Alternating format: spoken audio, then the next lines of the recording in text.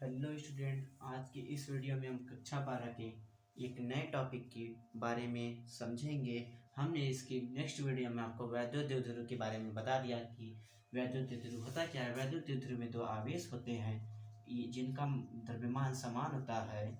जिनका अगर कोई द्रव्यमान है तो समान होता है, परंतु इसकी जो आवेश आवेश होता है विपरीत होता है। तो इस निकाय को हम वैद्युत द्विध्रुव कहते हैं। यदि इसके बीच की दूरी अल्प हो तो इस दूरी और इस किसी एक आवेश के गुणनफल को हम वैद्युत द्विध्रुव का आघूर्ण कहते हैं। इसके नेक्स्ट वीडियो में हमने आपको बता दिया था। ठीक है, इस वीडियो में हम जो बात करने वाले हैं हम बात करने वाले हैं कि वैद्युत द्विध्रुव की अच्छी स्थिति में किसी बिंदु पर वैद्युत क्षेत्र की तीव्रता। ठीक है, अच्छी स्थिति में क्या होगी, जो इस तरह होता है।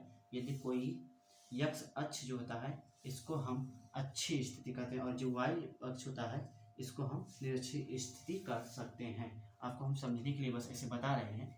ठीक है, तो हम चलिए मान लीजिए कोई आवेश एक Q ले रहे हैं, Q1।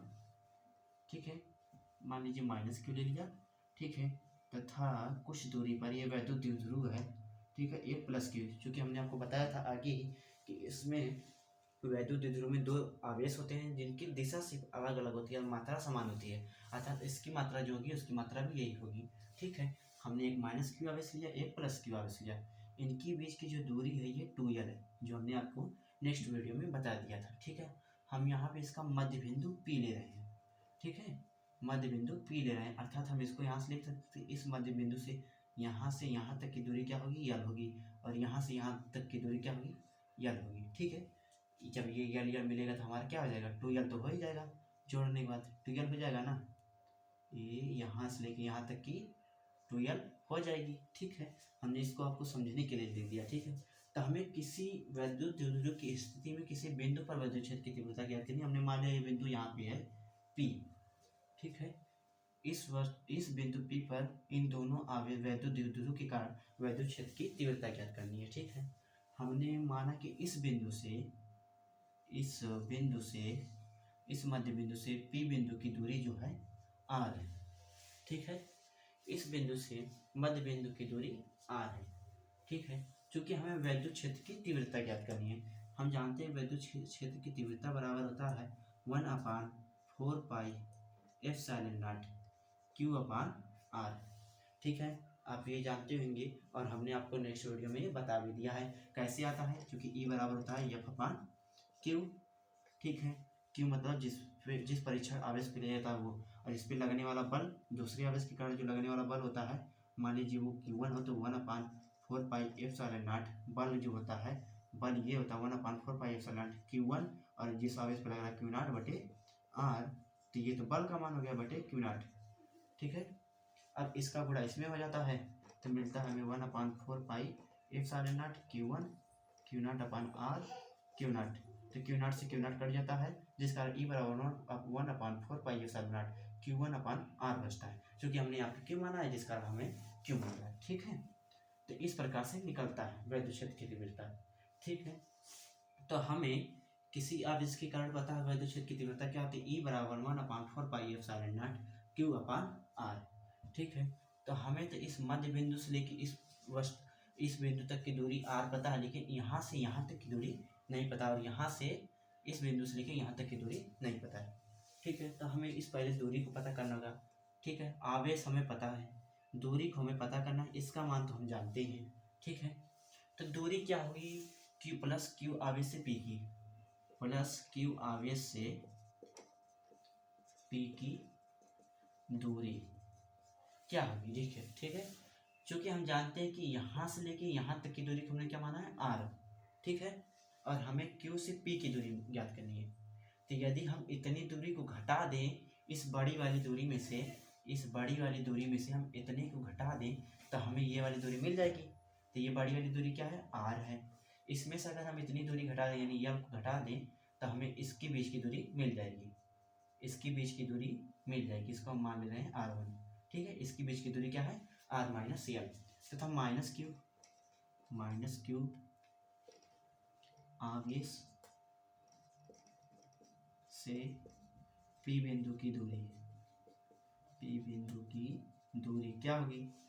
तो हमें तो यहाँ से यहाँ तक की दूरी पता है, क्योंकि यहाँ से यहाँ तक की दूरी क्या है, r है, और ये इसकी बीच की दूरी क्या है, l है। यदि हम इसको और इसको जोड़ दें, देखिए यहाँ से यहाँ तक की दूरी क्या है, l है, ठीक है।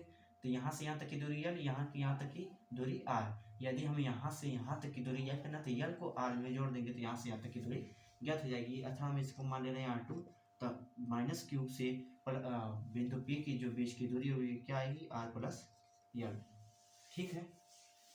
तो अब हम जानते हैं कि ये दो आवेश हैं, तो इसके कारण भी इस पर कुछ बल लग रहा होगा, वैद्युत क्षेत्र की तीव्रता उत्पन्न होगी, बल भी लगेगा, और इसके कारण भी कुछ वैद्युत क्षेत्र की तीव्रता उत्पन्न होगी, बल लगेगा, ठीक है। तो चूंकि ये माइनस है, जो भी परीक्षण आवेश लेता है हमेशा हम धन आवेश लेते हैं। अगर हम माइनस क्यू के कारण आवेश इस पे बल लग रहा है तो किस दिशा में लगेगा, इस दिशा में, यानी ये इसको आकर्षित करेगा, ठीक है। और ये जो प्लस क्यू आवेश है ये इसको प्रतिकर्षित करेगा, अर्थात इस पे ये बल इस तरफ लगेगा, ठीक है, इस बिंदु P पर, इस बिंदु P पर। तो हम पहले माइनस क्यू के कारण वैद्युत क्षेत्र की तीव्रता ज्ञात कर लेते हैं। चलिए प्लस क्यू के कारण पहले ज्ञात कर लेते हैं। प्लस क्यू के कारण बिंदु P पर वैद्युत क्षेत्र की तीव्रता, ठीक है। तो हम इसको मान लीजिए E2, इसे हमने मान लिया E2, चलिए E1 मान लेते हैं, क्यों पहले E2 माने, E1 मान लेते हैं, ठीक है। तो हम जानते हैं कि यदि किसी आवेश के द्वारा बल लगता है तो क्या होता है, E बराबर 1/4 पाई एप्सिलॉन नॉट। यहाँ पे हमने E1 लिया तो E1 बराबर हो जाएगा 1/4 पाई एप्सिलॉन नॉट। जिस आवेश के कारण लग रहा है उस आवेश का मान क्या है, प्लस क्यू, क्या ये लिखे चाहे नहीं, इससे कोई मतलब नहीं है। तो क्यू है बटे में इसके या इस आवेश से लेके इस आवेश के बीच की दूरी, यानी प्लस क्यू से लेके P के बीच की दूरी, जो हमने क्या निकाला है, r माइनस एल। तो हम इसको r माइनस एल रख दे रहे हैं, ठीक है।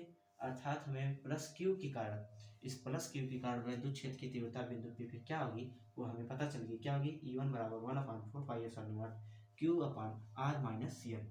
ये हमारा क्या है, समीकरण है। अभी हमें वैद्युत द्विध्रुव के कारण नहीं पता चला है, अभी हमें एक आवेश के कारण पता है। जब हम इस आवेशों के द्वारा, दोनों आवेशों के द्वारा निकाल लेंगे और उनका योग करेंगे, यानी उनका परिणामी क्षेत्र निकालेंगे, तब हमें वैद्युत द्विध्रुव के कारण लगने वाला वैद्युत क्षेत्र की तीव्रता पता चलेगी, ठीक है। अब हम माइनस क्यू के कारण बिंदु P पर वैद्युत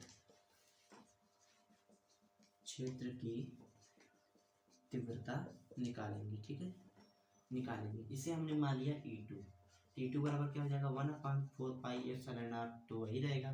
क्यू आपकी बार माइनस है, तो माइनस लिखे चाहे नहीं, चिन्ह से कोई मतलब नहीं है, सिर्फ उसको दर्शाने के लिए था कि इस पे माइनस आवेश है, इस पे प्लस आवेश है। तो क्यू और इस आवेश से इस आवेश के बीच की दूरी क्या है, R2 माइनस क्यू आवेश से बिंदु P के बीच की दूरी क्या है, R प्लस एल।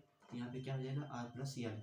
देखिए एक हम गलती कर दी है, यहाँ पे इसका स्क्वायर होता है, E बराबर जो होता है 1/4 pi epsilon not q upon r square होता है, ठीक है। तो इसका भी स्क्वायर होगा और इसका भी स्क्वायर होगा, ठीक है।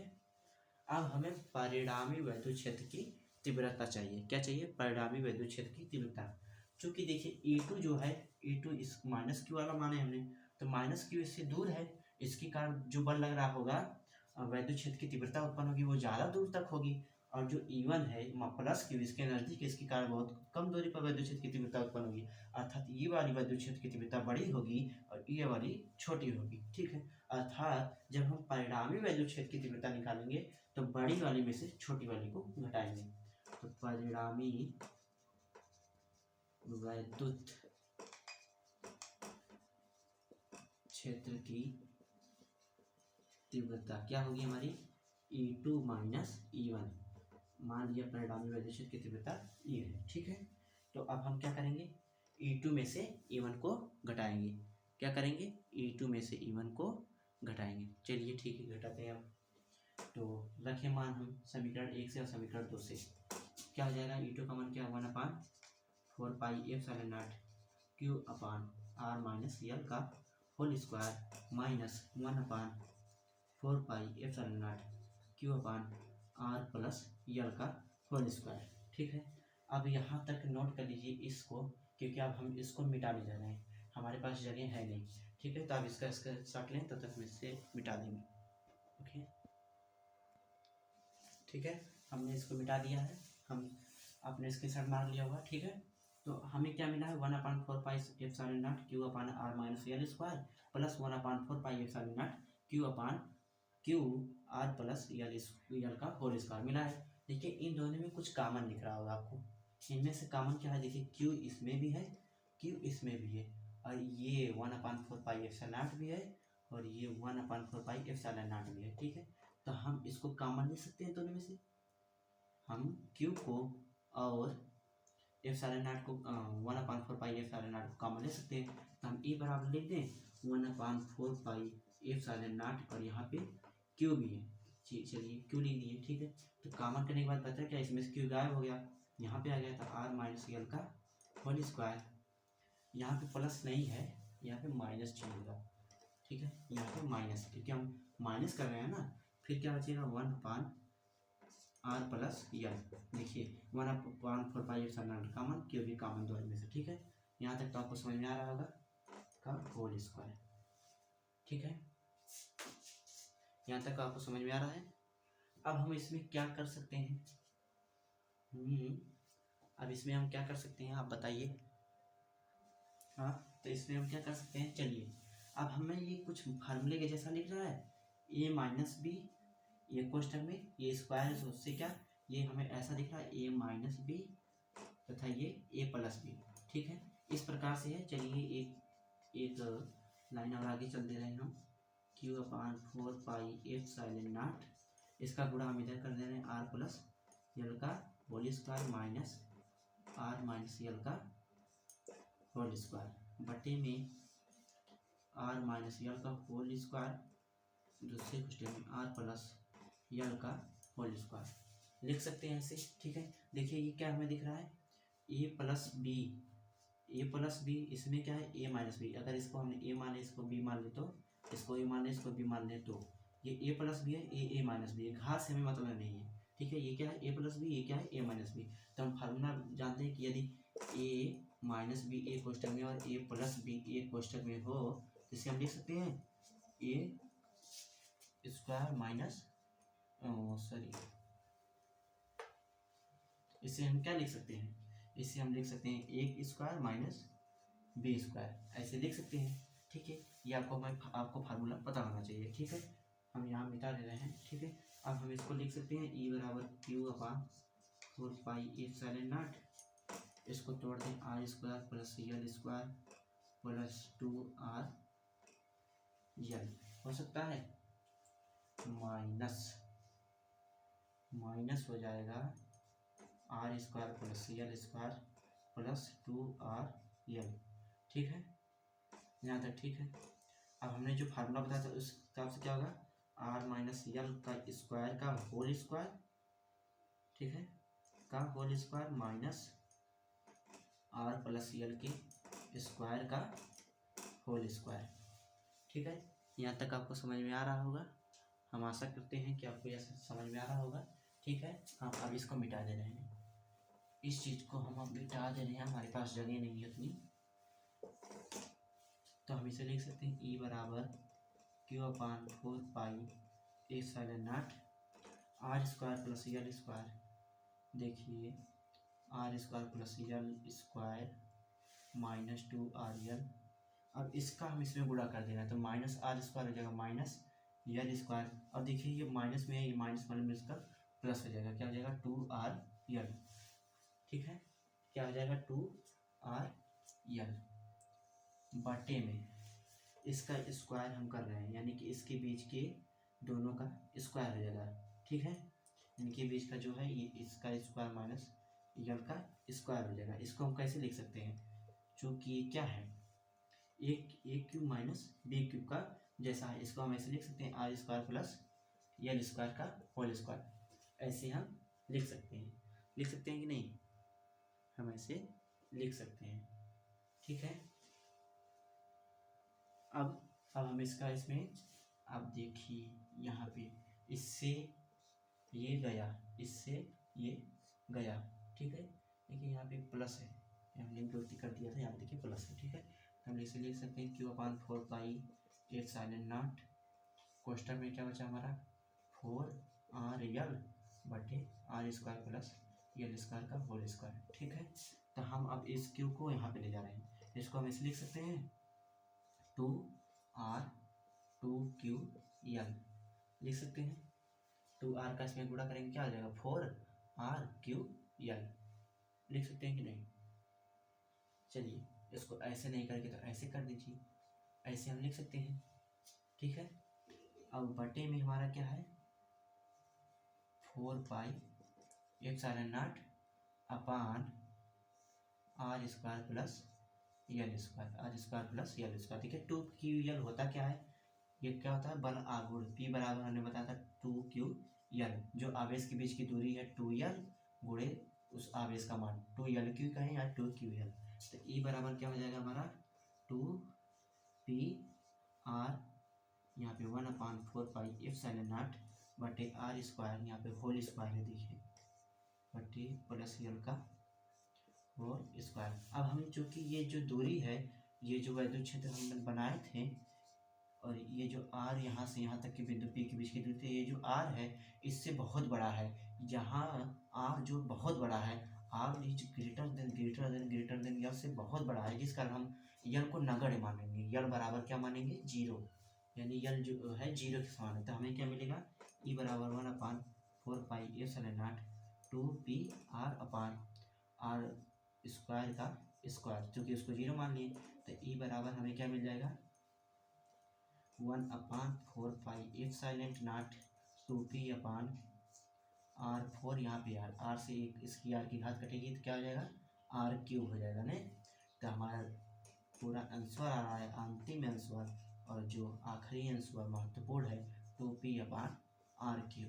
यह जो हमारा है वैद्युत द्विध्रुव के कारण वैद्युत क्षेत्र की तीव्रता की अच्छी स्थिति में, वैद्युत द्विध्रुव की अच्छी स्थिति में किसी बिंदु पर वैद्युत क्षेत्र की तीव्रता का जो मान होगा ये E बराबर 1/4πε0 2P अपान R³ होगा।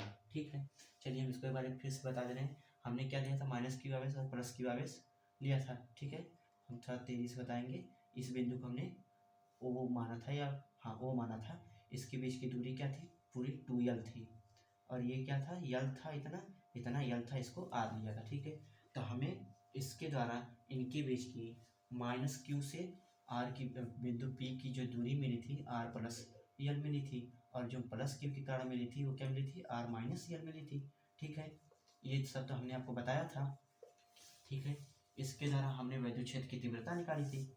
वैद्युत क्षेत्र की तीव्रता क्या निकाली थी, 1 मिनट ग्रेटर देन कर दिया हमने। E बराबर निकाला था 1/4πε0 Q अपान R - L², किसके कारण +Q के कारण। और जब हमने -Q के कारण निकाला था क्या आया था 1/4πε0 Q अपान R + L²। ठीक है, ये निकाला था। अब इसका मान हमने E2 - E1 परिणामी वैद्युत क्षेत्र की तीव्रता निकालने के लिए हमने E2 और E1 का मान यहाँ पे रखा है। ठीक है, रखने के बाद हमने Q और 1/ε0 को कॉमन लिया। इसके बाद हमें ये मिला, चूँकि ये देखिए इसका हमने इधर गुणा कर दिया, इसका इधर गुणा कर दिया, इसको साथ में लिख दिया है। हम जानते हैं कि क्या बन गया A + B तथा देखिए A - B + A³ है। A कहाँ से आ गया, ये A - B है और ये A + B है, इसकी घात से हमें मतलब नहीं है। ठीक है, ये A - B है, इसकी घात है, ये A - B है, ये A + B है कि नहीं। 1 मिनट है ना। तो इसको हम लिख सकते हैं, क्या लिख सकते हैं, यहाँ पे कहाँ लाइन मैंने मिटा दी है,